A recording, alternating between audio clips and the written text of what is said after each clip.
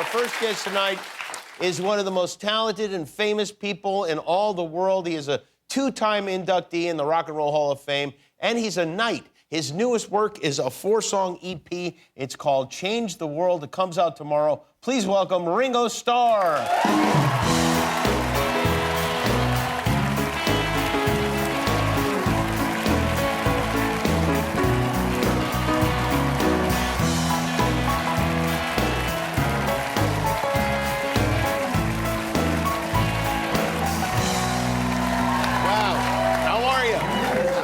I'm doing really good, thank you. And you're right to not shake my hand and give me the elbow because I wouldn't want to be responsible for potentially killing Ringo. You know, it means something different in England. What does it mean? Giving the elbow. What is it? Oh, it's not good? No, it's fun. Oh, it's good. Okay. All right.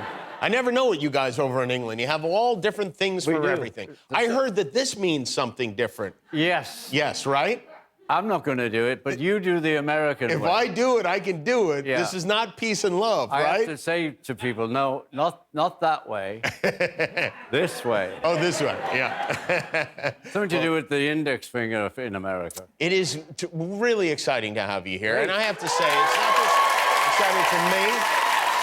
I think this is really interesting. So one of the gals who works here today told me, she's like, oh my gosh, my dad is so excited, and I am very excited, and my 7-year-old daughter is very excited that you're here. She wakes up, her alarm is set for the Beatles every morning, it plays, and that's how she wakes up each day. And what an amazing thing that is. Yeah.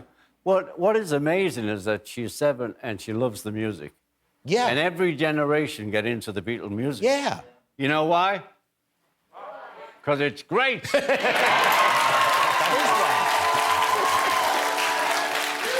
It is great, and it has been great for me to kind of relive that and go through that process of discovery again. Yeah. Because I do think of your music as like up there with Da Vinci and with the great works of art throughout history. I really do. Oh, I think the body of work is miraculous in some ways. Yeah. Well, I'm glad you agree. Yeah, I do agree. I love the music myself, and, you know, I'm amazed that, you know, every generation gets into us.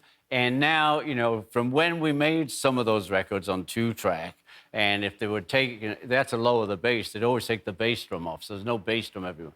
But the new mastering of all our records now, the sound is great. And you can hear the drums. They put the beat back in the Beatles. So I love it. You are the beat. You are the beat. They'd just be the O's without you. I'm the beat, yeah. You're a great-grandfather, right? I am. Yeah. So you have a great-grand... Well, do you ever, like, with the music, how old's your great-granddaughter? Or... Yeah, she's 6 months. Oh, 6 months. So she's still yet before... Well, she's my granddaughter. I have a great-grandson who is 5. Oh, okay. Because my eldest son's daughter... Hold on, let me get a pen. ...had a child, so I'm a great-granddad now. Your great-granddad. So the 5-year-old, does he know? Did he go through the... Is he discovering the music now? Do you go, that's me, no, that's Grandpa? We just get on and play and hang out together. Okay, all right. No, I'm more his age, actually, than this. You recorded this. This is an EP, your second 4 EP tracks. of the year. 4 tracks. You had 4 tracks on the other one? Yeah. Couldn't you wait? No, I had 5 on the other 5 tracks on the other one. You couldn't save up and do one full album? Well, I didn't want to do one album. It's all to do with the pandemic that, you know, I had 2 tours booked last year. I had 2 tours booked for this year. And I thought, I was sitting around being miserable. I'm going to go in the studio and make a track or 2, just do start. And then I thought, I'm just going to do an EP. You can see the end of that. You know, with an album, goes on a little longer. Yeah, and now Not that I don't love it, and I made lots of them, but I thought, I'm just going to make EPs. I loved EPs when I was in my early 20s. I had a great collection of EPs. Yeah, the EPs were like a thing. The 4 best tracks off somebody's album. Yeah, and now we've gotten to the point where people will just release singles, just put out 1 song. Yeah. And then there's a lot of times never an album. You know what I sell a lot of? What? Cassettes. Do you really? Cassettes. I know you put this out on cassette. Who's buying cassettes? The kids are buying cassettes. The kids are buying They've cassettes? got nowhere else to go. They have to, like, backtrack. Do you still have a cassette player? 2 years ago, I threw my cassette player away. You did? I thought, I'm never going to need it again. Last year, I had to buy a new one. I've done that too. I go on eBay. Yeah, and but I heard the kids love it. So, you know, I talked to Universal. I said, OK, well, be a CD. And I'd like cassettes. And out of the cassettes and the CD of the last EP, the cassettes outsold the records. Really? Yeah. What about 8-track? You ever think of that? Well, I'm thinking... Why not? Yeah. What the hell? Yeah. You recorded this at your house, right? Yeah, I have a studio in the guest house. In the guest house, and oh, that's interesting to record it. Actually, it's a full studio, or is it like what Phineas and Billie Eilish did, like just on the bed? No, we're a bit more further on than Billie Eilish on the bed. Yeah. But it's like GarageBand that started that, and we have this small guest house. So in the bedroom are 2 kits of drums, an organic set and an electric set. Okay. You know, Roland. And in the other room, like the living room, is everything else. All the amps, the amps for the guitars are in the bedroom too. But, you know, all the equipment and the Pro Tools and the stacks of stuff we have, it's all in the living room. Do you run that stuff yourself? I don't know how you turn it on. You don't even do it? Yeah, no. I don't know how you turn it on. I didn't think so. You mentioned to Rick Rubin that you FaceTime with Paul McCartney I do. regularly. How often do you guys talk to each other? Well, I was just in England and we actually saw each other physically, Right. so You we were didn't there have to. with Olivia Harrison? Yeah. and- Barbara and I, Nancy and Paul, and Olivia Harrison went for dinner. To a restaurant. Yes. Do people lose their minds when you guys walk in? No. No! I would. I would. I really would. I No, mean, it was cool. huh? You know, the good thing about the mask, though, you can, you know, I'm in London or LA, with the mask on, I can go anywhere. Yeah? And so Really? Paul and I were laughing how much because no one took a blind bit of notice of us when we're walking to the restaurant. Right. It's like, oh, yeah. But then you sit down And you sit down, take it off. and people start losing their minds. Yeah. I don't know if you've seen this, but there's a documentary about Muhammad Ali on PBS right now, and actually, you're in it. Take a look. Yeah. Where's the other one? Where's you? Come here.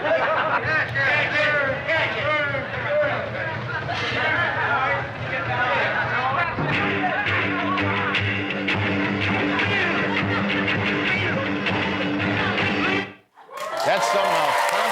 Isn't that crazy? You know, I was so close to knocking him out.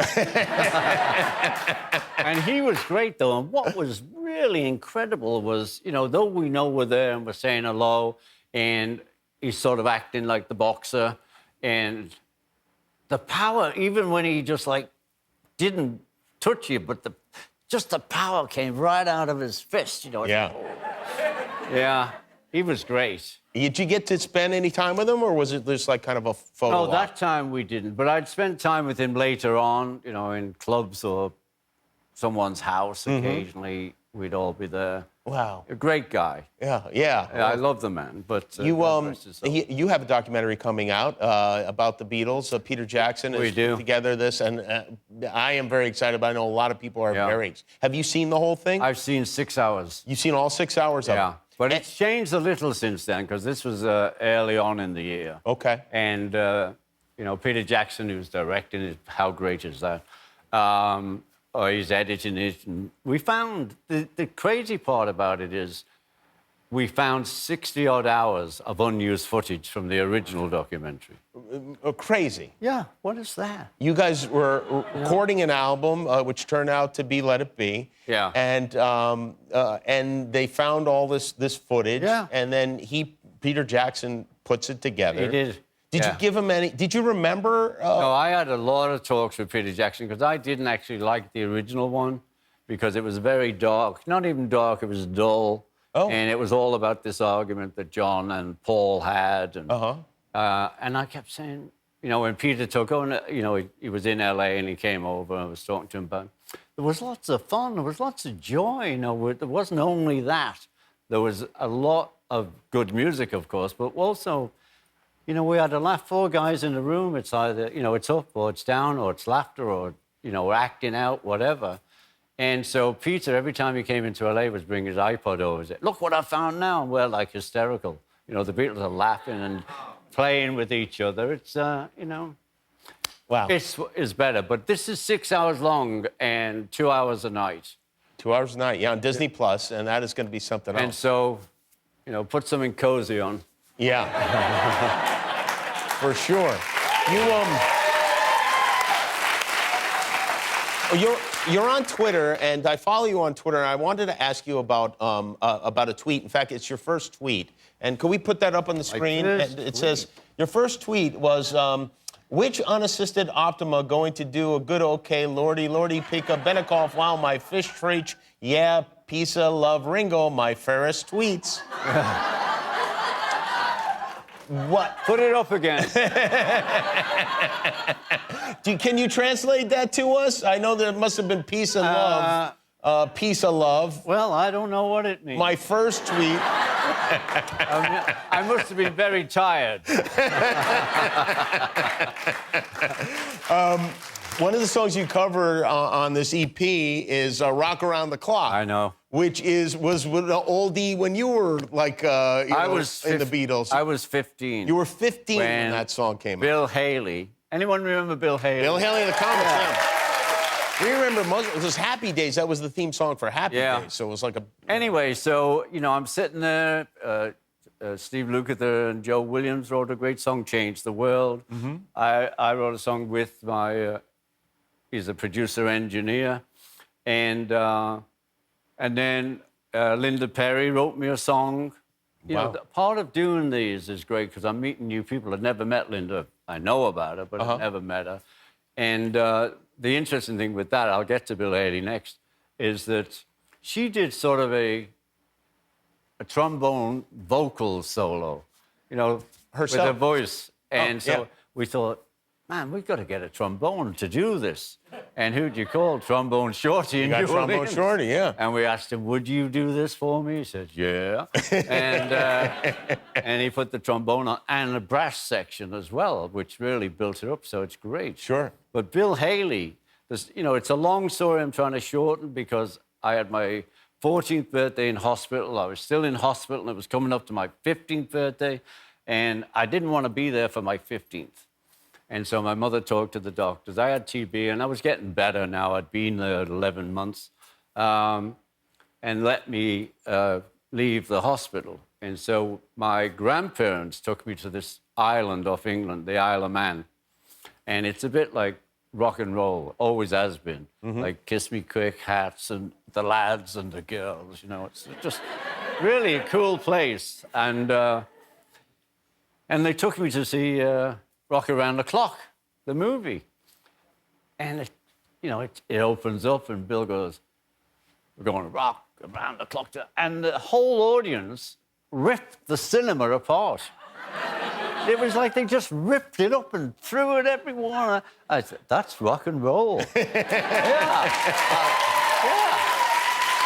I thought, man, I just got out of bed after 11 months and these guys are ripping the place up. This is for me.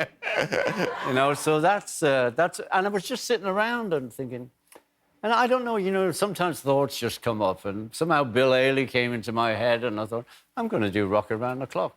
And we have a great guitarist, Joe Walsh. Yeah, I've heard of him. He's your brother-in-law, right? He's a brother-in-law. I like to say he can't say no. He's in the family. It's good to have a talented brother-in-law. So there it is. I mean, that's this year's model. Well, this is I tell you what, this is the biggest news in cassettes of probably the decade. Ringo Starr, Change the World. It comes out tomorrow. Thank you very much for being here. It was great to have you. We'll be back with Simone Biles. Thanks for watching. If you liked that video, click the subscribe button. And if you didn't like it, well, you hurt my feelings.